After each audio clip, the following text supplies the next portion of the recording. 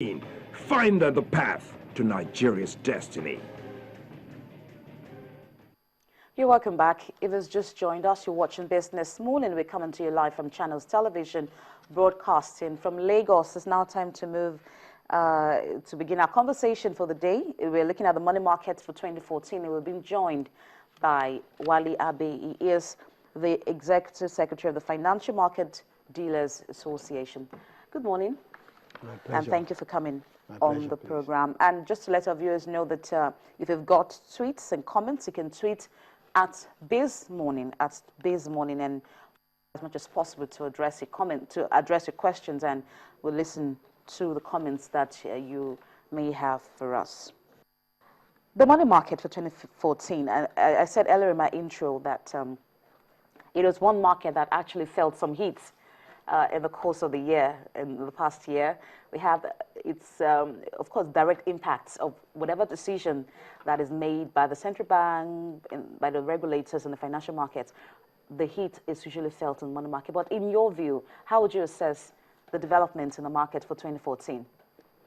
Well, I would say that looking at 2014, we started on quite not a smooth note because of issues surrounding the central bank governor then.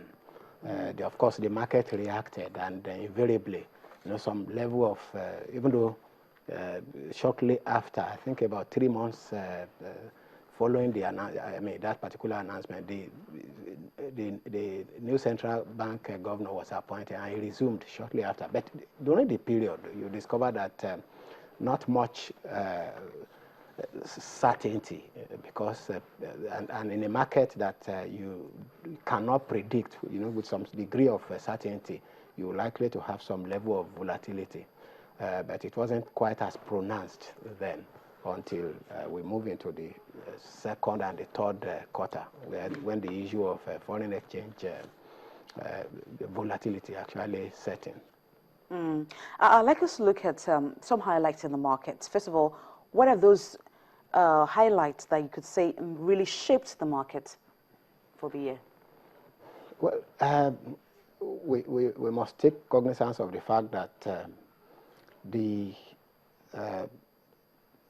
central bank, with periodic meetings that has to do with the MPC, obviously, they held most of those variables. They held them constant as a result of their meetings at periodic intervals, and so the markets, you could predict the behavior of the market with some degree of certainty, based on the fact that the outcome of such meetings. And it wasn't so generally. Yes, you could equally take a look at the impact of foreign investors, on the economy, and of course, which directly will impact the market inflows and then outflows, the net position, and of course, politics also was able to impact on the market. We had known that this year will be the election year, and then positions were taken on the basis of the fact that we were likely to see much spending on the part of the government. But we also must take note that even to the fact that we were able to project and predict the direction of inflation, with a kind of degree of certainty. I think all of those factors actually helped the market. But we mustn't forget that the political turbulence, especially in the northeast, also impacted on the position of investors, both local and then foreign. So these are some of the factors that actually affected the market in 2014. Of course, the appointment of the central bank governor and the agenda, all of those will shape the direction of they were able to shape the direction of the market until very late, when the issue of market volatility as a result of demand in the foreign exchange market actually altered the entire equation. So of course, you must take note that that actually happened as a result of the global, the decline in the prices of oil market, and so which is serious. Up to today, has serious impact on our economy because Nigeria being a monoproduct economy, relying entirely on oil. Okay, I'll look at the interest rate of the central bank, which was at 12% for most part of the year. Did it in any way impact on the interbank market? Of course, we all know that there were other decisions like the increase in the cash reserve requirement ratio on both public and private sectors were increased from 50% and 12% to 75%. That's for the private sector. Or rather, public sector, we have 15%. What impact did this make on liquidity in the bank market? Of course, like I said, those variables remained constant for almost about 2.5 years or so. And so with changes, in the CRR, for instance, the immediate impact is that you have liquidity driven out of the market. Of course, the increase in MPR too, will also lead to a higher interest rate. In other words, cost of funds in the market will have to respond, to those changes. And we shouldn't forget the fact that some of those decisions were taken as a result of the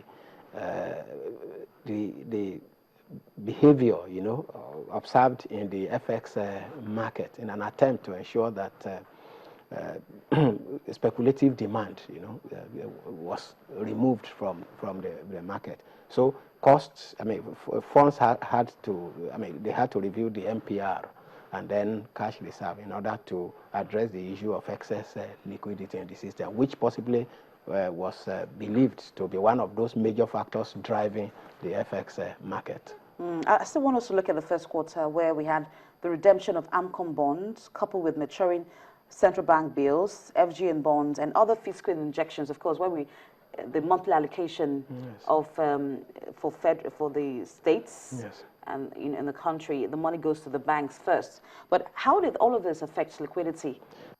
I will tell you, the central bank has been very, very extremely active, in managing liquidity, especially when it has to do with periodic injections. Call it that way, periodic injections. For instance, the issue of AMCON bonds, it was well managed to the extent that it didn't create volatility at all in the system.